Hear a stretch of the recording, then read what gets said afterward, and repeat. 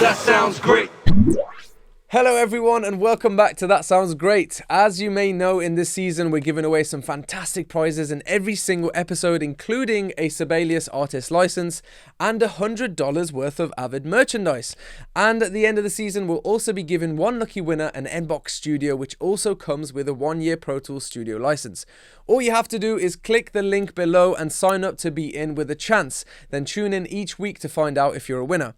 For those of you that don't know, Sibelius is an extremely powerful music notation software that allows you to compose, arrange, orchestrate, and publish music. And if you're a producer, it's worth noting that there are a ton of instrument sounds to choose from, and also you have absolute control over every single note. So make sure you click the link in the description for your chance to win these awesome prizes. And also, please check the description of this episode to see if you're a lucky winner today. But don't worry, if you're not selected, you may win in the next episode. So without any further ado, G, tell us a little bit about our guest today. So guys, welcome to the show, everyone. And our guest today is ADP, who is a Grammy-nominated songwriter-producer from London, who has worked with many hits in the world, as well as traveling and participating in songwriting camps as well. Some of the credits that ADP has worked with are M. Huncho, Chris Brown, Young and Two. I'm super excited about our guest today. Bro, welcome to the show. Welcome.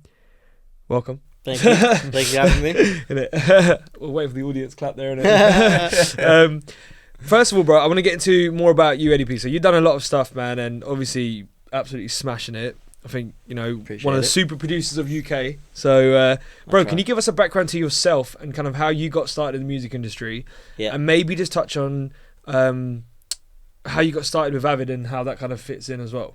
So I started, I mean, like most people, back in my bedroom when I was 15, 16 kind of thing, just making beats galore for, all my friends are going on holidays and that, like lads' holidays. I'm just in my bedroom, just on the computer knocking beats Programming. But how did you get into that though? Were you studying it? I was DJing before, bedroom DJing. right, Like, my brother's friend was DJing. I used to hear his mix CDs. I was like, blew my mind. Nice. So I started DJing, and then I used to like read the sleeves and CD covers and whatnot.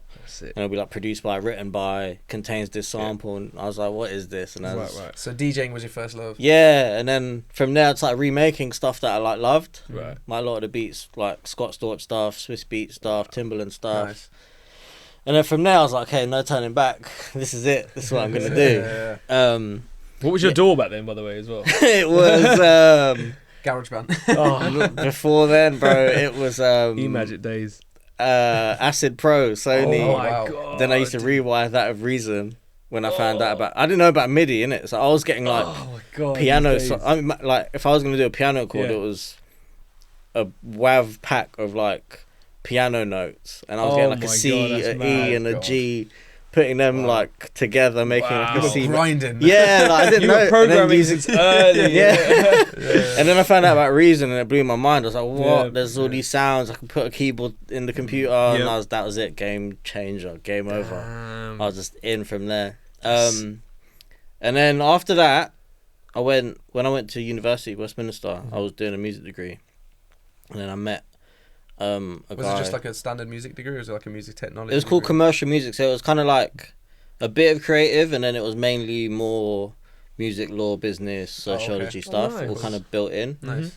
Then, funnily enough, I used to work with a lot of my friends there. We had a like production duo of like 3-4 of us, and then I met a guy there a guy called Hank, big up Hank, owned Ealing Studios music block. Oh, okay. So at the time, that was Naughty Boy in there, Mojam, and a few other people. It was quite small at the time. And then he heard my stuff, and I used to rent out his room with my friends during summer.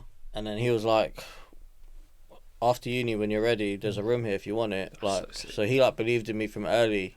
Nice. So I was like, cool, I took the room. He kind of like didn't charge me for it for a long time, so I was kind of on my feet. So I was doing like mad, and I interned with him. Okay. When I was in uni, we had like a module that to do work experience, whatever. So from knowing that he had the room, then he used to like just do like engineering sessions for people and producing stuff. So I used to like intern with him. So I used to just handle the sessions, and that's when I learned tools through him. So that was your first. Started. Because I was on back at that point. I was on Logic 8. I want to say 7, 8. and then he only used Tools. That was his only thing. So the only thing on his computer was Tools. So then I think it was Pro Tools 8 / went into 9 at that point. Wow. Tools is slang for Pro Tools for those of you. Yeah, so then I had to like just run his sessions and like just on the fly, just watch him here and there. And then, was he producing in it as well? Yeah, so I was figuring out how to like produce in it and then take over and then obviously record vocals, mix it, blah, blah, blah, blah. So that was my way in on Tools. And then after that, I never kind of looked back on Tools, to be fair. Wow, man. All my audio recording, mixing. Just makes sense to have it all in one place, right? Yeah. That's unbelievable, Yeah, man. Makes sense. Sick. And how do you balance your roles as like, in the current day as like a sound engineer and producer songwriter?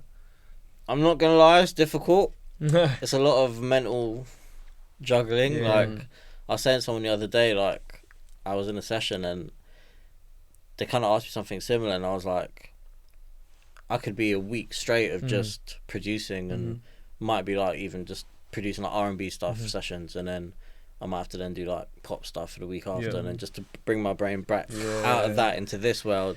And then the week after that, I might have to just be recording people or mixing a bunch of stuff. So yeah, it's difficult, but I think I've done it so much now. I just kind of, I don't know, something happens in my brain where it's just like, get on with it, get to it. See, I think the genre on its own changing is mind baffling. Yeah, no, that's like one of the hardest things. Juggling between producing and mixing is a bit easier.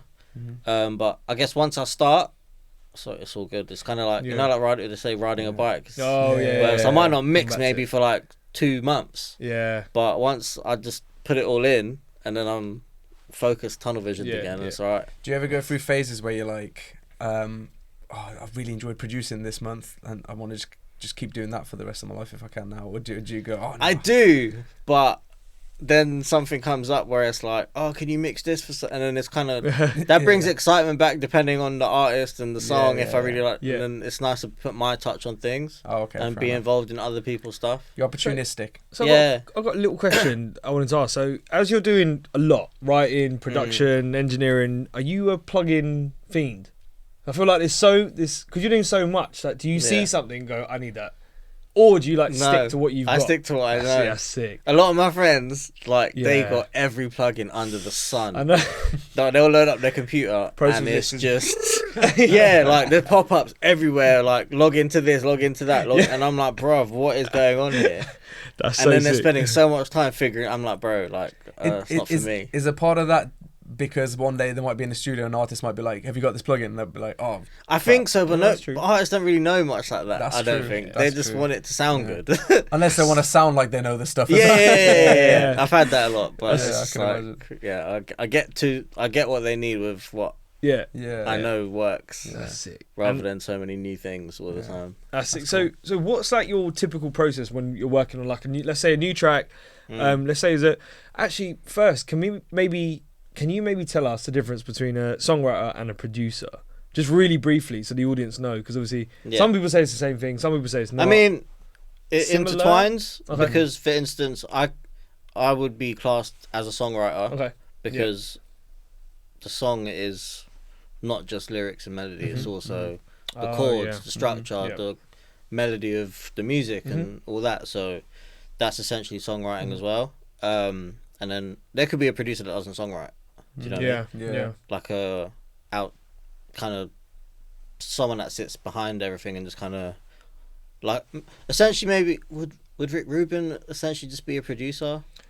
Like, I don't know. He doesn't actually physically touch anything, does he? Exactly. That's so weird, man. He just sits. He's just a genius in his own right of production. Do you know what I mean? There's not many people like him though. No, exactly. It's one in a million. Like, ever. So there's producers like that can just sit on the sidelines and be like, that needs to happen, that needs to happen. I like that, what you're playing. I like that, I don't like that. That's a cool hook. Do you know what I mean? Yeah. But then there could be the songwriter playing the stuff and then also the songwriter writing and melody composing and whatnot. Wow. Okay, so what's your kind of process as like let's say songwriter? So say if you have a artist coming in, never met them before. Yeah. From the second they walk in, like, how do you kind of get them to be comfortable? And First, I have to get myself to be comfortable. yeah. I have my own anxiety of meeting new people, because it's a lot every day, like having to kind of break the ice and build chemistry with someone. Do you know what I mean? So, it's a challenge every day, I guess. But so no, we just kind of have a conversation for a while. I feel like a lot of the time it's rather than the making music part, it's a lot of talking and just do you know what I mean, like getting to know each other, seeing what they're about, what they're listening to, what they like, their direction, like what inspires them, just stuff like that, listening to music, just everyone else's stuff. And then like after a couple hours, I think that's when the work can start flowing a lot easier. So when they come to actually visit your place, how does that conversation first kick off? You like offer them a drink, or do you like sit down and listen to like tracks? Yeah, it's more like get them a drink, tea, coffee, whatever. What you been up to? Yeah, just kind of just general kind of chit chat, break the ice vibe, and then kind of get to the point of so what you're working on, what's exciting you, what's inspiring you, like stuff like that, and then kind of just flows into where we need to go. I was going to say, and then from that point, how do you transition onto, okay, let me jump on the keyboard? Do you know what? Sometimes, like, just mid-convo, especially because it'll be me, it's rarely just me and the artist. It's like, it'll be me, the artist, and a writer, or maybe two writers. So then everyone else will kind of just be doing their own thing. Yeah. And then I'll just kind of turn around and start ignoring everyone and just start I'll just start kind of playing chords or whatever, and then someone at some point will be like, "Oh, that's nice." Oh, that's sick. And I'm like, "Okay, thank God." Continue. Yeah. Okay, let me go from here. That's the best moment to create something, though, right? Because there's no pressure. Exactly. While everyone's kind of just not focusing on looking at me, I just thought, okay, well, let me just like make a soundtrack to what they're kind of talking about, I guess. That's smart. And then eventually they'll be like, "Oh, I like that. That's cool." And then kind of just build from there, to be honest. Wow. That's cool. And then how do you decide like the chord progressions? You just playing along and then seeing what works? A lot of the time, and a lot of the time I'm kind of just winging it. Fair enough. If it sounds good, right? I wing it, and then like I wouldn't call myself a fluid keys piano player. Like I learned as a kid for a couple of years, quit stupidly. I wanted to play football, whatever. I want to play football. I was not good. Or soccer for our American viewers and listeners. Yeah. But yeah, I was not good at all. And then when I got into making music, I was like, oh, why didn't I stick at that? Yeah. But I kind of remembered a bit of the theory and whatnot, and then obviously just playing by ear, innit? So, I kind of just stick to the kind of progressions that I kind of know, and then just play around. Just if I want to spark some new vibes, play around, and then I think if you got a good ear for it, regardless, exactly, you'll make it work. At some I'll point. start in my place with my hands naturally, muscle memory, and then I'll just kind of play around, build and go on from it. there, Wow. transpose. Go. And then how does that process work as far as mixing goes when you're working with a new artist? To be honest, when mixing, I like a lot of people. They want to come into the studio and be there, and I've done it before, and it can be challenging, I imagine. Yeah, it kind of wastes a lot of time. Yeah, I'm not gonna lie, because a lot of artists, they'll be like, oh, like one time I remember vividly, I was like mixing something for somebody, and then we were like literally on like the kick and snare. Oh wow! Like I just balanced it all like to like kind of hit the demo. I already know where vibe. this is going. And literally now I'm just like on the kick and snare, mate. and they're just like, "Can you turn it up? Can you turn it up? Can you turn it up? Can you turn it up?" And I'm just like, because they don't get it, innit? no, Like, they're just like, "Can you make it louder?" And I'm like, what is happening? So no. it was kind of like trying to defeat that, but also do my job. Yeah. So now I don't do that. I'll be like, I'll send you a pass like in 24 hours, and then send me any notes. Kind of go in that kind of way. I don't like people sitting to in there save the red LEDs on your mixes. basically just redlining all day. Yeah, fair enough. Wait, how do you approach mixing a track differently when you're also the producer or the songwriter of the track versus if you're just the mixer? No, weirdly enough, I find it more difficult more challenging when it's my own production. I Oh, don't know why. really? I think I'm all in my own head about it. Oh, Become a wow. perfectionist though. Yeah, when it's someone else's, I feel like there's less pressure. Yeah. When it's my own, I just apply some silly pressure to myself that it needs to be like even better than. I mean, it's probably already great. But I'm just trying to make it like 10, and then I'll probably end up like ruining it at one point. I have to go back 10 steps. Oh, yeah. And I'm like, I've gone too far. What am I doing? And then go back. But yeah, I feel like That's character building though. Yeah, and now I think I've got to the point now where I'm less like I put less pressure on myself with it. Good man. Because people, I guess they say like when you're making music and stuff, you do criticize your own music way more than you do someone else's. Yeah. You know what I mean? Because with someone else's, I guess you probably get the job done, send it off done. Yeah. With yours, you know, it's always gonna be tied down to you, innit? Like, I wonder if there's like a subconscious sort of thought process where you're hearing someone else's track in your head, you're already thinking it's completed. But when you listen to your own, you're always thinking, is it done yet? Should I do this to it? Should I do that to it? You know what? I've got a bit of a question actually. ADP, do you still because I'd say, you know, obviously now you're fully working in a professionally in music, let's say, right, compared to uni, but do you still do the car test? Every day. Oh, You have to. to. Every day. Love that. Have you seen like all these other things that are coming up, the emulation stuff, and you can Yeah. it will never beat the car test, innit? No, like I've amazing. got So good like, to hear, my room man. correction software. Yeah. It's got like a car kind of is it? emulation and Oh, it's wow. got headphone emulation. Yeah. It's never the same. No, so I try it, but I'm like, okay, whatever. But then I just hit it in the car, and I'm like, okay, now I know. Oh, that's jokes. Yeah, when the car's hitting right, that's when you know. Yeah, it's working. Yeah. Cool, man. So I was gonna say, so how do you ensure? So when you're working with an artist, right, and you're kind of, let's say, songwrite with them, and like you said, you know, you're playing on the keys and stuff. How do you get their, let's say, vision? You know, but their vision, their story, because obviously I'm sure you probably hear about their stories quite a lot. Yeah. But how do you kind of get your input in there? Do you kind of still step in and say, no, I think you should change like this?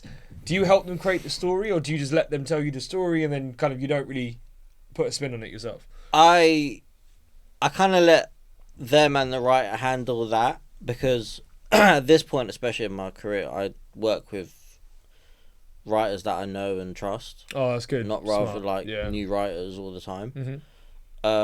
So I know it's in good hands. Yeah. But I will kind of here and there intervene and be like, oh, maybe what about this? Try this. Yeah. Yeah. I'm not really a lyric concept kind of person, but once it's rolling, and if I do have like an idea or think, oh, that could be changed to it, I'll kind of give my input on it all the time. Just I have to get it, otherwise it'll bug me like for days. Really? I'll be like, why didn't I save it? This could have been better. Do you know what I mean? Man. There's nothing worse.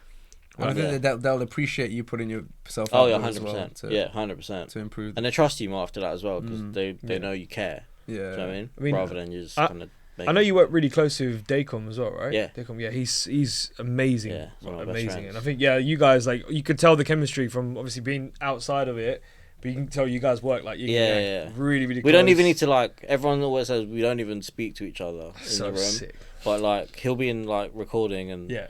I'm already 2 steps ahead of what he knows he's So smart. gonna do or want to do. So it's like streamlined. Yeah, that's why it's amazing. important to establish that relationship. Yeah.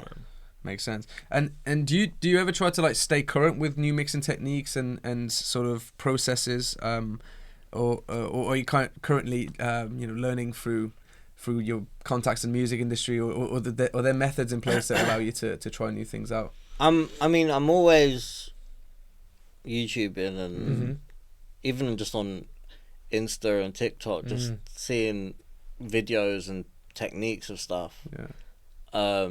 But I stick to my method, I guess, and then when time allows, I do try and experiment with new different ways and cool little tricks, and just to see like if it's gonna improve whatever I'm doing. Then great. If it doesn't, then cool. I tried it. It's not for me, but it's probably still a great technique for other people, but maybe it just doesn't fit into my process. It's scary how much stuff is actually out there now compared to like when I was in uni and stuff. But there was like a couple YouTube videos, fair enough.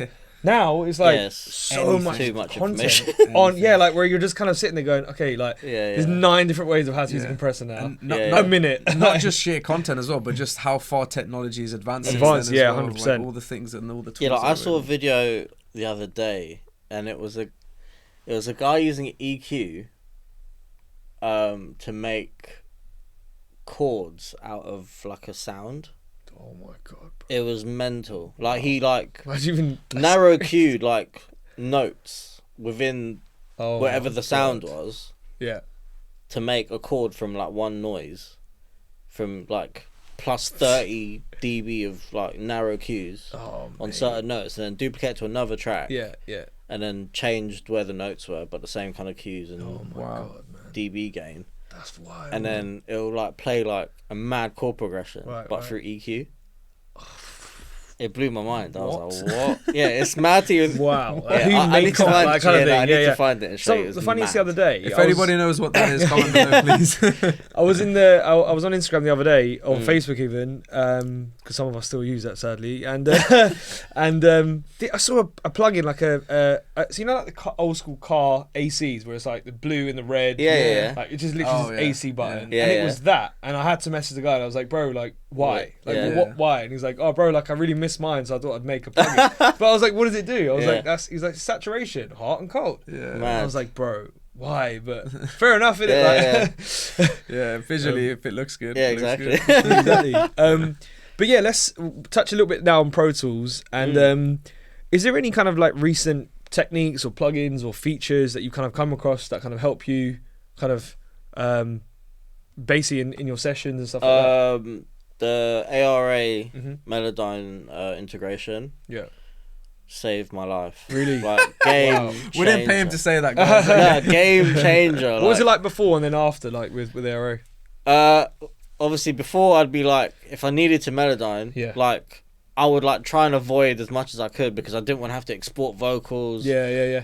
Put it in there, do it, put it back. And it's like I'll be a bit lazy and not like put the track into the Melodyne as well. And then I'm just kind of like hearing it by ear. Yeah. But then I'll put it back in the session. I'm like, oh, I missed this, I missed that.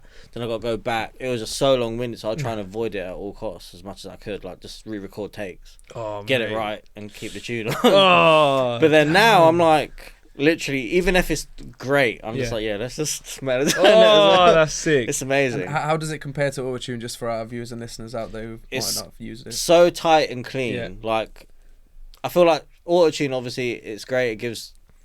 It's the sound. Do you know what I mean? Yeah. It's more like now it's the sound rather than pitch correction. Yeah, if that makes sense. It's really you could go very, very in detail with it. Yeah, like, I mean, you very can really go fine-tuned. in on it. Yeah. But I keep it. I use like the simple like EFX. I'm not even doing like Pro. Oh, and right. all that. So EFX plus and then like Melodyne and then yeah. So I saw some guy on YouTube actually. I was going through shorts and he got like a bass note, put it on Melodyne, and just like dragging it and just doing crazy stuff on Yeah. instruments and not even vocals. Yeah. I was like, what? Yeah, it's This is mad. absolutely mad. It's mad. It's limitless what you can do with it. Yeah, And 100%. what I like about it is how much more natural it sounds, right? Yeah, Compared yeah, to your standard yeah. Autotune. Yeah. Yeah. Yeah. It's so good. Can you just want to speak on? It's that time of the show. It's that I time. didn't see it. I just saw something flashing. So, sorry to break up the conversation All there a good. little bit. Dun, dun, dun. But this is the part of the show that we call the album interlude section. Essentially, what that means is that you've got 60 seconds to answer as many quick-fire questions as possible. I'm scared. You should be. There is a mix of music-related questions and some random questions, but at the end, we'll tally up how many you've got at the end of the season, and we'll see how you fared with. I've got to wait till the end of the season. End of the season. Yeah. All right, let's do it. So, as long as I need to break it down to you as well a little bit. We need decisive answers. We can't have like a Quick. ums and ahs or Oh, a both. no on the or- fence. Straight to the point. Straight to the point. Yeah, because you want to go through them quick as well. Yeah. It's not going to be quick. We might deduct a point if you can't decide Okay. on a question. Okay, go on. Yeah. Go on. Okay. So without any further ado, I'll go first. Yeah. The time starts now. What's your go-to karaoke song? Jodeci, Freaking You. Oh, songwriting or producing? Producing. Favorite project you've worked on? MIA. Guitar or piano? Piano. Last series you binged on Netflix? You. Headphones and monitors. Monitors. What's your spirit animal? Got it. I don't know. I've never been asked that before. Skip. Your home studio or working in a big studio for producing? Home studio. Favorite Pro Tools stock plugin? Deverb. Favorite mic? Manly Ref. Hip hop or R&B? R&B. The plugin you most use all the time. R-Comp. Favorite city you've ever been to? Oh, there's too many to name. Goa. No, I've been there. Right. The other Favorite artist of all time? day. Michael Jackson. Lambo or Ferrari? Lamb.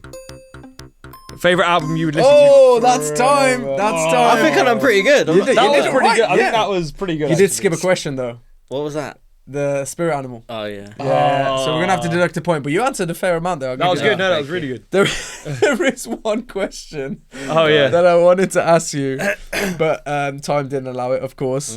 This is a bit of a silly one, but genuinely interesting question. If you could have any animal as a pet, but it had to be scaled up to the size of a horse, which animal would you choose and why? For the most part, any answer here would be terrifying, right? Could you imagine the spider? mean- Maybe just my dog, Yeah? but in a horse size. What type of dog is He's a it? pug. Pug. Okay. So just because Oh, that'd it'll be be the cute. That'd be complete cute, polar yeah. opposite. That'd Because be he's this funny. small, so Yeah. Oh, be a that's a good point. gigantic pug. That pug's a good shout. But then That'd be a he'll good take shout, up my yeah. whole sofa, so I don't know. Yeah, I don't know how could you that imagine works. cleaning up after the... It's already bad enough. Taking a pug like that for a walk. Yeah. Massive. You Just dragging it. wouldn't, you wouldn't want to do it if you had a tarantula though, would Oh you? no, I that's mean, my worst. Oh no way. Yeah, if you can think of any other funny ones, please leave a comment if you're watching on YouTube. Yeah, we'd love to hear from you guys. But yeah, so that was the album interlude section. Amazing. Again, apologies for that, but also sorry, not sorry. And now we're gonna jump straight back into it. So, what I was gonna touch on is, I was wondering if you could share any interesting challenges or you know some wild experiences that you've had working with some of the bigger artists, such as you know the Chris Browns and the M Honchos and the Dua Lipas. Challenges or any you know creative experiences that you've that you want to share with us, or anything wild that's happened during some of those processes, or has it all been somewhat ordinary? Or a lot of it for them. Luckily, like for me, a lot of it's been pretty smooth. The Dua song, actually, funny enough, that it was smooth sailing up the start, and then can you just let the viewers know what the song was? As well? Oh yeah, it's a song called "Want To" on Dua's Dua Lipa album. A song called "Want To." Funnily enough, the song we made the song, and then she cut it. Sounded great. It was the basis of the album at the time. The sound. I was doing writing camps in LA with her and a lot of American writers and producers. It was funny because like I was still relatively a new producer at that point, and I'll be going to these briefings at the start of the camps, and there's like mad A-list writers and producers down, thinking, right, I'm like small ADP, and then there's like all these massive people I look up to, and they're like playing up the songs, and then they're ending the briefings with like my song saying this is the ultimate sound of the album, blah blah blah. I was like, right, this is a bit mad. Wow, that's so sick. And then she toured it for a long time, and then it didn't go on the album event. Like when the album first came out, I think they changed a bit of direction, and then I guess because touring it, people get bored of stuff, like artist wise and whatever. Anyway, and then the song actually came out 4 years later after we made it, and they got commissioned for the album. Funnily enough, with a sync for Jaguar for the hybrid 4x4, the I-Pace, I want to say. Okay, yeah. They did a whole like event in Amsterdam. Wow. For the car. She performed the song there. The song was part of their whole like campaign. Yeah. It became apparently the most like remix song ever. Oh my god, that's because they done some like it was like AI before AI kind of thing. So there was like a thing they did on their website where you go on it, you click around, and then they had the stems within the system of the website. Okay. And then it would like remix the song to like each person's individual taste or something. Wow. When was this? What year was this? 2000. 18. Okay. 17, 18, Okay. I think. Pre-COVID. Yeah. Maybe it was 16. It might have been 16, 17, 18. One of them years. 18. That's when it came out. 18. Nice. Yeah. It's mad. That's crazy, great. man. That's a really cool story. That's the sort of stuff I was hoping. Yeah, you'd share with shout out Jaguar, obviously. us. So what Shout was out it? Dua, shout out Jaguar. Yeah. Yeah, exactly. What was it like me and Dua for the first time? Was it quite a? It's amazing. Like, as soon as I met her, she was a superstar from like the jump. Really? Like, Oh, wow. Just the aura she had Yeah. was like, you're a superstar. Mm. And we worked a lot early album time back over here and then in LA. Yeah. Yeah. Super cool. Nice. And obviously, so that's like a I'm gonna bring up a little bit of a negative one here, but that's like a good scenario, right? Yeah. Surely you would have probably experienced some bad scenarios or disagreements with artists and producer. Yeah. Would there be clashes? Because obviously now there's a lot of collaboration, obviously, you know, collaborating, but there must be. You do get a lot of probably people who I don't want to work with you, I don't want to collaborate with you. Egotistic. Or maybe. like when it comes to even like percentages, whatever it may be. Yeah, like, yeah. How do you handle that side of the business? Because it's difficult, isn't it? I used to like be very hands on. Okay. Kind of like I'd want to be in all the emails and conversations and blah blah blah, and then that was like a bad thing on my point because then the artists and whoever will be calling everyone directly. Yeah. And then you'll get into whole shouting matches and Oh, for no reason, damn. just because someone wants this, someone wants that. Mate. But yeah, now I kind of just leave it to management. I don't get involved in anything apart That's from keep Creation. it. As long as my thing is keep it fair. There's enough for everyone. Like Yeah. Like I've seen mad things where people are like huge songs, and then people are fighting over like 1%. Or like stopping someone else from getting 1%, which would shave everyone down like 0.25. Yeah. But they don't want one person to get an extra 1%, even though they're still the majority share split holders on the song. Yeah. It's mad. Wow. Yeah. See, that's the bit that always scares me about that. Yeah. What you guys Yeah. do? It can get. It can get mad. Oh man. Depending, but yeah, my thing is keep it fair. Everyone can eat. Do you know what I mean? There's more than enough for everyone. Like everyone should eat equally. Do you know what I mean? Yeah, 3 billion a year, isn't it, in the UK or something? Is what music actually brings in, which is a lot. So Something 3 mad. billion. Wow. Yeah, and that's just UK. So That's mad, isn't it? yeah, I can imagine it would be a lot easier if you could always choose the producers you work with, but I imagine it's not as simple as that sometimes. You just... yeah. Especially early on when you're trying to like spread your like wings everywhere. Yeah. Do you know what I mean? So you're trying to work with this person, that person. But yeah, now that's why I kind of keep it close knit as much as I can. And from a mixing standpoint, how do you handle like working with other engineers? Has there been moments where there's been difficulties there? There's been sometimes like there's been a few times where like an artist might have their own. A lot of artists have their own engineers that will cut their vocals and get it to a certain stage. And obviously, everyone starts at a point, and everyone wants to, especially I guess engineers. Everyone wants to get into the point of full time, I guess, mixing or rather than just recording, or they want to do both. And I think I've had it definitely before where an artist engineer wanted to like mix whatever the song was, and then obviously they got told, ADP's mixing it, so they sent me files, all like. Oh no! But how do they decide to like? Oh, on this particular track, we're gonna go for someone else if that person's got their own engineer. I've always wondered. I guess maybe just taste, sound, and sound, and because it's quite subjective as well. Obviously. Yeah, and maybe I guess if they haven't used the person's engineer for the final product, I guess they're not used to it and they want reliability. And, they know what they're gonna get. Where it's a risk if they give it to somebody else that they haven't used, even though that person may be recording or whatever. Yeah, that's fair enough. Yeah. Cool, man. So do you? I mean, first of all, thanks again for joining us today. Thanks for having me. It's been wonderful, amazing. man. Thank you, brother. But before we'll let you leave, we'd like to ask if you've got any aspiring advice for any future engineers or songwriters or producers out there. You know, what helped you get through the tough times, and you know, what do people need to take on as far as personality traits and stuff to help them? I would say trust your gut Mm-hmm. in what you're doing, and trust your ear. Yeah. It's not always the numbers on the screen. True. I used to a lot, like, before, I'd be like looking at the numbers, like looking at the meters too much, and yeah, you can get carried away. Yeah. And it'll be a never-ending thing. And like we were saying earlier, like, it's never done. Like, you never think it's done. Yeah. But like, I remember seeing a Pharrell interview, and he was like you just, a lot of the art is getting to the point where obviously nothing's ever done. Right. You could always, Right. oh, I could add this, I could add this, Yeah. I could add, but it's the art of simplifying what you're doing, even producing, mixing, writing, whatever.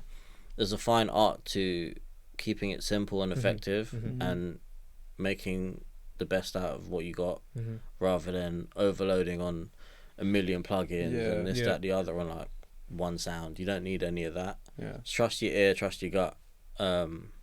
Yeah. That's Wicked. great advice, guys. There you have it. That's amazing from ADP himself. And then ADP, on you specifically, sorry.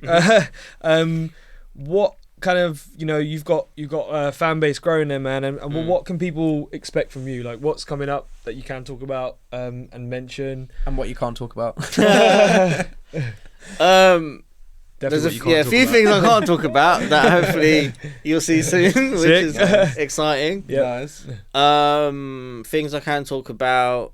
I don't know what I can talk about, to be honest with you. Most of the stuff you Some work cool on, I stuff. imagine you can't share. Yeah, it's a bit yeah, annoying till it comes out.